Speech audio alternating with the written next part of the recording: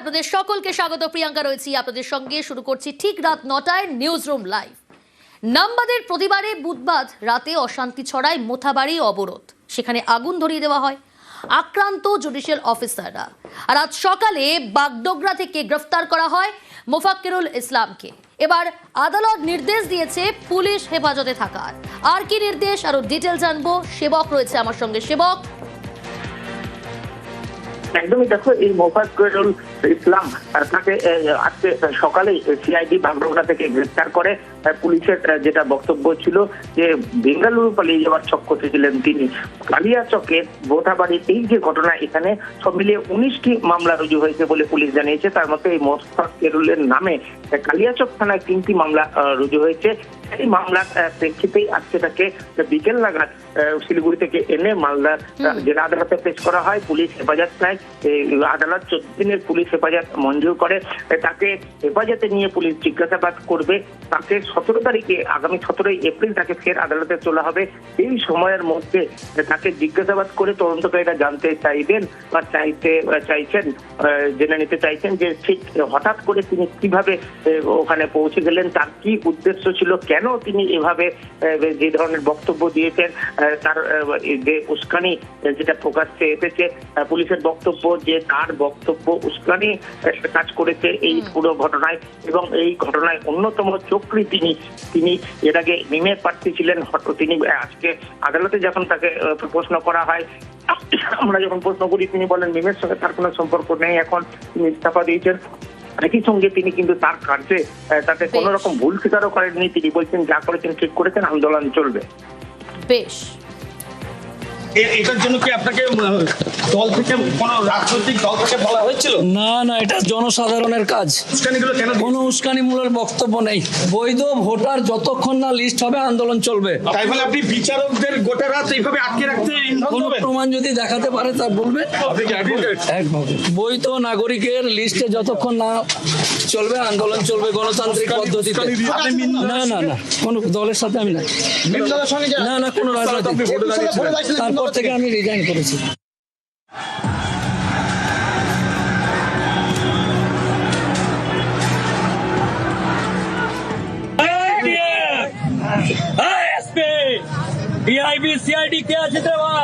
একটাই কথা, এই আন্দোলনটা নিজের ছেলে মেয়েকে বাঁচানোর আন্দোলন। হাজিরা দিয়ে চলে গেলাম হবে না, পেটে গামছা বেঁধে ছুটে যাবো, আন্দোলন হবে।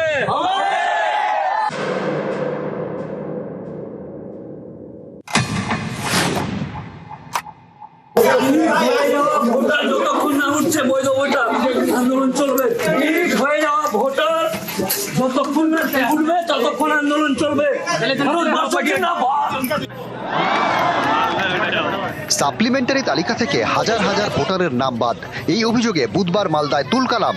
এসআইআর কাজে নিযুক্ত 7 বিচারককে প্রায় 8 ঘন্টা আটকে রাখার অভিযোগ বিচারকদের নিয়ে যাওয়ার সময় তাঁদের গাড়িতে ইট এবং বাঁশ দিয়ে হামলা চালানো হয়। পুলিশ জানিয়েছে মালদার ঘটনায় প্ররোচনা দেওয়ার পিছনে ছিলেন মোফাক্কিরুল ইসলাম।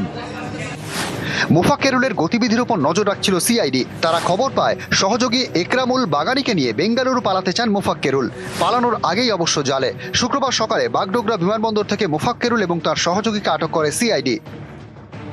মালদা ডিস্ট্রিক্টে 19টা কেস হয়েছে। আমরা মোফাক্কিরুল ইসলাম করে একজন প্রবাবলি অ্যাডভোকেট, ও ইটাহার থানার বাসিন্দা, ও মেইনলি ইনস্টিগেট করছিল। ওর নামে আমাদের কালিয়াচক থানাতে 3টা কেস হয়েছে। বাগডোগরা এয়ারপোর্ট থেকে ডিটেইন করেছে CID with the help of Siliguri police. ওর সাথে আর একজন আকরামুল বাগানি করে একজন ছিল। Probably they were trying to escape to Bengaluru, তো they were detain, they are being ব্রট।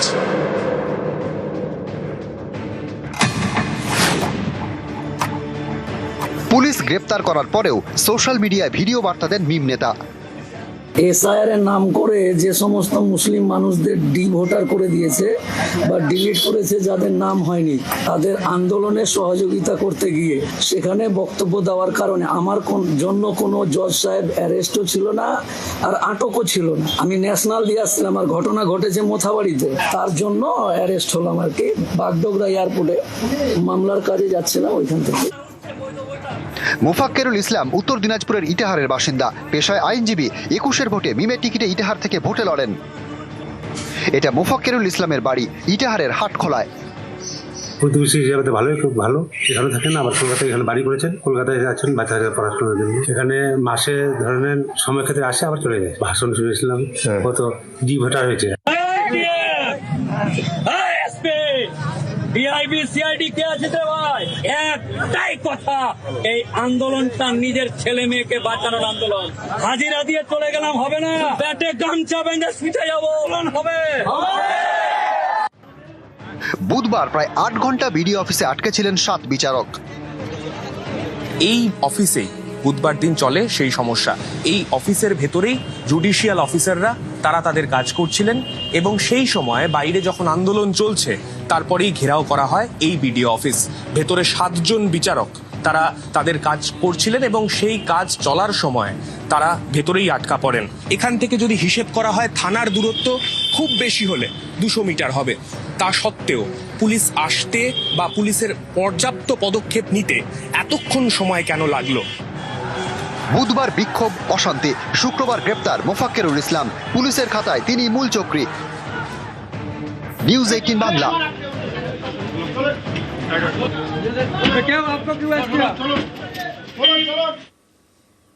বুধবার মামলায় তুলকালাম পরিস্থিতি। গ্রেফতার মিম নেতা মোফাক্কেরুল ইসলাম সহ বেশ কয়েকজন।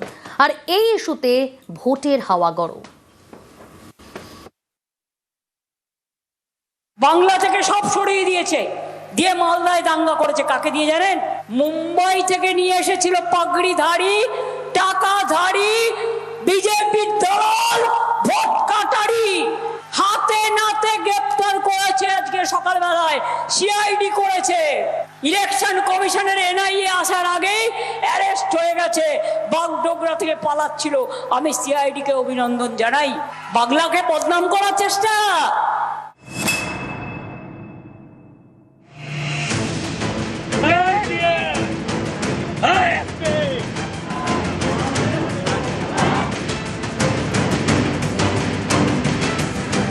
বুধবার মালদায় ধুন্ধুমার, নামবাদের প্রতিবাদে বিক্ষোভ, অবরোধ, সেই থেকে তুলকালাম। মোথাবাড়ি বিধানসভা আসনের মধ্যে পড়ে কালিয়াচক 2 নম্বর ব্লক। বুধবার এই বিডিও অফিসের সামনে অবরোধ হয়। অফিসে আটকে পড়েন এসআইআর এর কাজে নিযুক্ত 7 বিচারক। প্রায় 8 ঘন্টা আটকে থাকেন। পুলিশ ও কেন্দ্রীয় বাহিনী গিয়ে মাঝরাতে উদ্ধার করে। অভিযোগ, বিচারকদের উদ্ধার করে ফেরার সময় তাদের গাড়িতে ইট এবং বাঁশ দিয়ে হামলা চালানো হয়।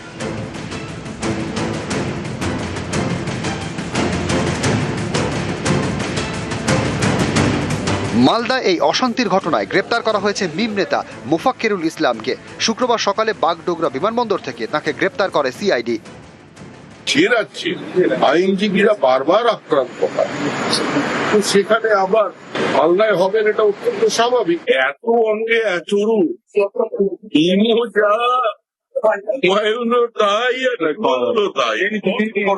খেলা।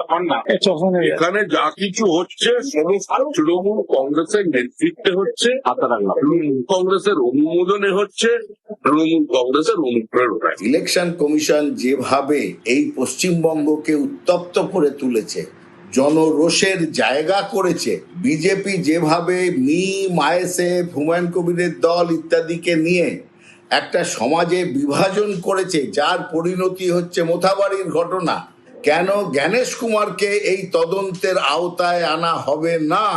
যে ভেতরের বৃহত্তর ষড়যন্ত্র, লার্জার কনস্পিরেসি, সেই অ্যাঙ্গেলে এনআইএ কে, জ্ঞানেশ কুমারকে তদন্তের আওতায় আনতে হবে। মূল উস্কানিদাতা সেদিন গাড়ির বয়নটের উপরে দাঁড়িয়ে ভাষণ দিয়েছিল এবং প্রচুর মানুষকে উস্কেছিল এই জুডিশিয়াল ম্যাজিস্ট্রেটদেরকে আটকে রাখার জন্য। মোফাক্কেরুল মূলত ইটাহারের বাসিন্দা।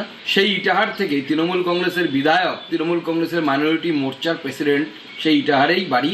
এই জন্য ভালো করে তদন্ত করে দেখা উচিত যে মোফাক্কেরুল আদপে কার হয়ে কাজ করছিল। 2 ইটাহারবাসীর মধ্যে কোনো যোগসূত্র ছিল কিনা এবং কোনো প্ল্যানিং ছিল কিনা খতিয়ে দেখা দরকার। আইনের বিরুদ্ধে যদি কাজ করে, পারমিশন ছাড়া রাস্তাঘাট অবরুদ্ধ করে দেওয়া, লোককে উস্কানি দেওয়া, সে তো আইনের পথে চলবে। বারবার এটা আর বলে আমাকে সবাই জিজ্ঞাসা করছে, আমাদের সঙ্গে পরিচয় নেই, উনি 21-এ আমার বিরুদ্ধে ক্যান্ডিডেট ছিলেন, উনি অ্যারেস্ট হয়েছেন, নিশ্চয়ই আইনিভাবে চলবে, আইনি পথে চলবে। সুকান্ত মজুমদার এখন মিথ্যা আর গুজব সেল খুলেছে, তৃণমূল কংগ্রেসের অভাব পড়ে না, মিম সিম আমরা খুঁজতে যাব।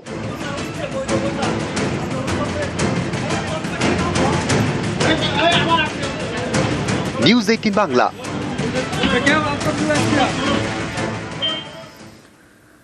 কালিয়াচক 2 বিডিও অফিসেই চলছিল এসআইআর এর বিচারাধীনের কাজ। নামবাদের প্রতিবাদে সেখানে আমরা দেখেছি গত বুধবার রাতে সেখানে বিক্ষোভ অবরোধ কাজ করছিলেন ওই বিডিও অফিসেই 7 জন বিচারক। আর নামবাদের প্রতিবাদ চলছিল, জমায়েত, সেখান থেকেই অশান্তি এবং সেই ঘটনায় মূল চক্রী গ্রেফতার হয়েছে। আদালতের নির্দেশেই এনআইএ টিম ঘটনাস্থলে পৌঁছেছে, ইতিমধ্যেই তদন্ত শুরু হয়েছে। সরেজমিনে ঘটনাস্থলে এনআইএ মোথাবাড়ি মোড়ে গাড়ি থেকে নেমে তারা খোঁজ খবর নেন, খোঁজ খবর ডিআইজি। তদন্ত কতদূর এগোলো, কি পরিস্থিতি, তদন্তের কি আপডেট, আরো ডিটেল জানবো। সান্নিক রয়েছে আমার সঙ্গে সরাসরি। সান্নিক,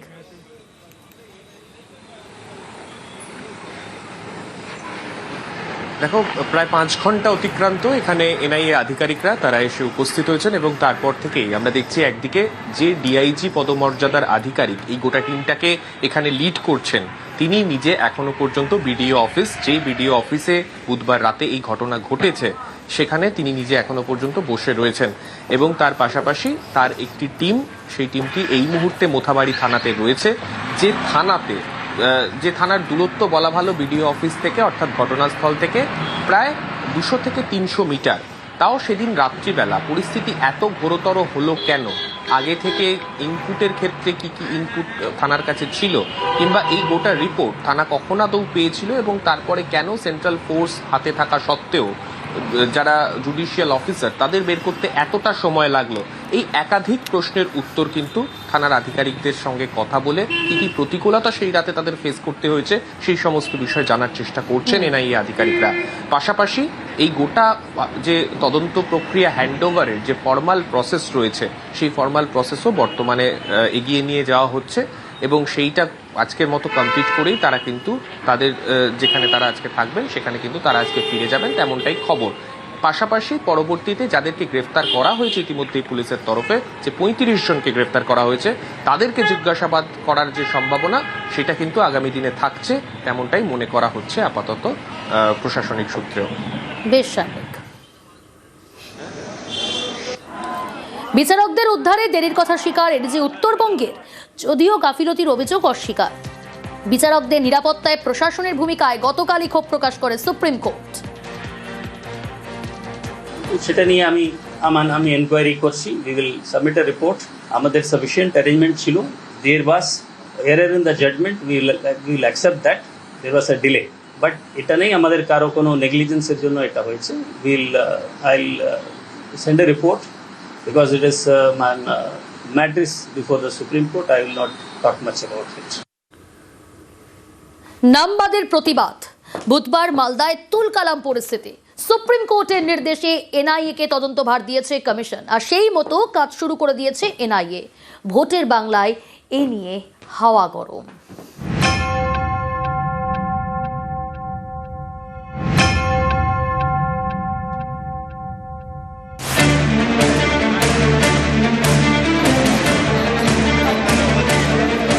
বুধবার মালদায় অশান্তি, সুপ্রিম কোর্টের নির্দেশে এনআইএ কে তদন্তভার দিয়েছে কমিশন। কেন্দ্রীয় এই তদন্তকারী সংস্থা শুক্রবারই ময়দানে নেমে পড়েছে।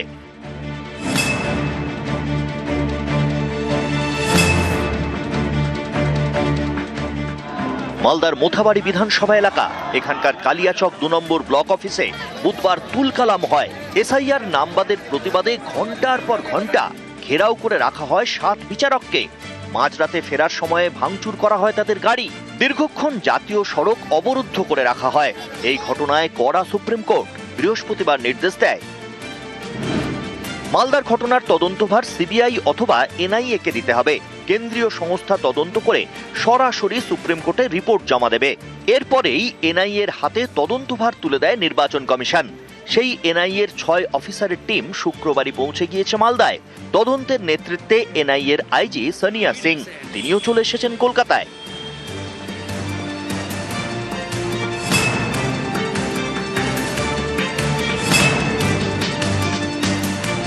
আজকে এখানে নিজে বিচারক এসে আক্রান্ত হচ্ছেন, তার সুরক্ষা নেই, তাহলে পশ্চিমবাংলায় বিচার ব্যবস্থার অবস্থা দেখুন আপনারা। তো আজকে বুঝতে পারছেন সুপ্রিম কোর্টও, নির্বাচন কমিশনও এখানে হাইকোর্টেতে জজকে হিয়ারিং করতে দেয় না, তার এজলাসে ঢুকে শাউটিং করা হয়, ঘেরাও করা হয় জজকে। তো কি অবস্থা এখানে বাংলার লোকেরা আছে, আর কি করে শান্তিপূর্ণ নির্বাচন হবে? সমস্ত প্রি প্ল্যান্ড, শুধু তাই নয়, তদন্ত হোক, তাহলে পেছনে কে আছে সব জানা যাবে। এনআইএ তদন্ত করছে, তদন্ত করুক, যারা যারা ছিল ছবি আছে তারা বলবে। কিন্তু তার সঙ্গে হচ্ছে প্রথম দিন থেকে ইলেকশন কমিশন যেভাবে এই পশ্চিমবঙ্গকে উত্তপ্ত করে তুলেছে, জনরোষের জায়গা করেছে, এবং পরবর্তী ক্ষেত্রে বিজেপি যেভাবে আইএসএফ, হুমায়ুন কবিরের দল ইত্যাদিকে নিয়ে একটা সমাজে বিভাজন করেছে, যার পরিণতি হচ্ছে মোথাবাড়ির ঘটনা।